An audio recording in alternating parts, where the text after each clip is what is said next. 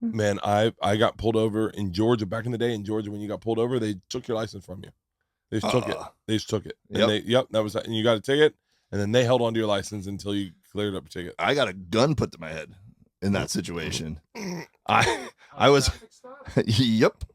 I was at a Georgia didn't fuck around back in the day. No, man, this was Alabama. If you didn't have plates from that state and that county, they were like, "Why are you here?"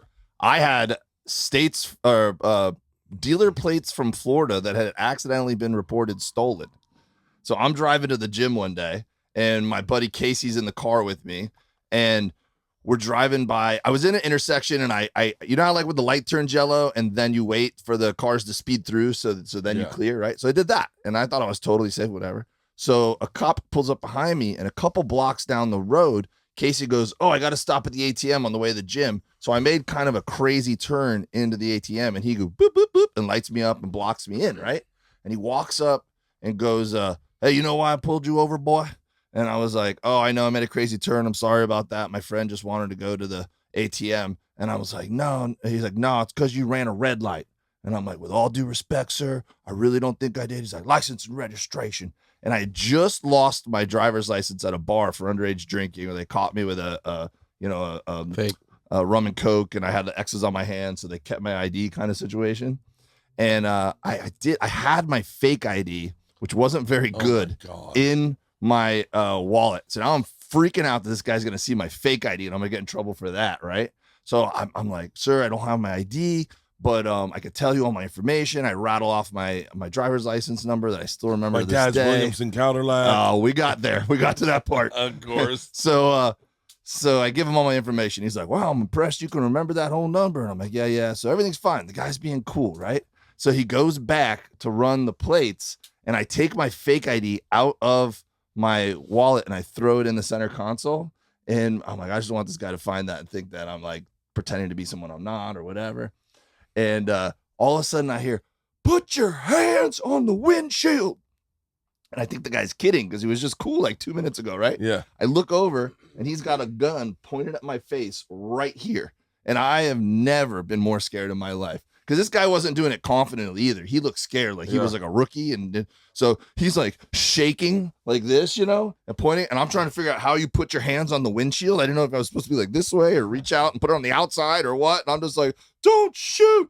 And all I could think of, because my whole water polo team had bleached our hair, and all I could think of is my dad in the back of my head going, "If you want to be treated like a punk, then you're gonna, if you look like a punk, you're gonna get treated by a punk." And I'm like, my dad was right. They're treating me like a punk. I shouldn't have bleached my hair, got an earring, right?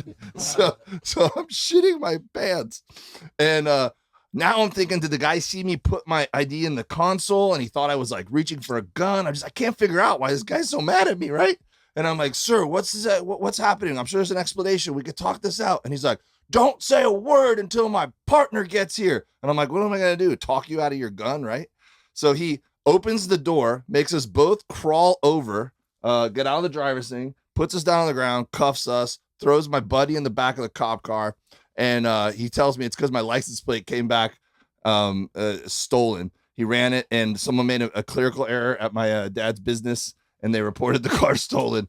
So now I went to that. I'm like, "Oh, just call Fran in accounting over at Williamson Cadillac. She'll straighten this up, So they're trying to find something wrong now. Now they're trying to find something to get me. So they're like, "We're going to search your car."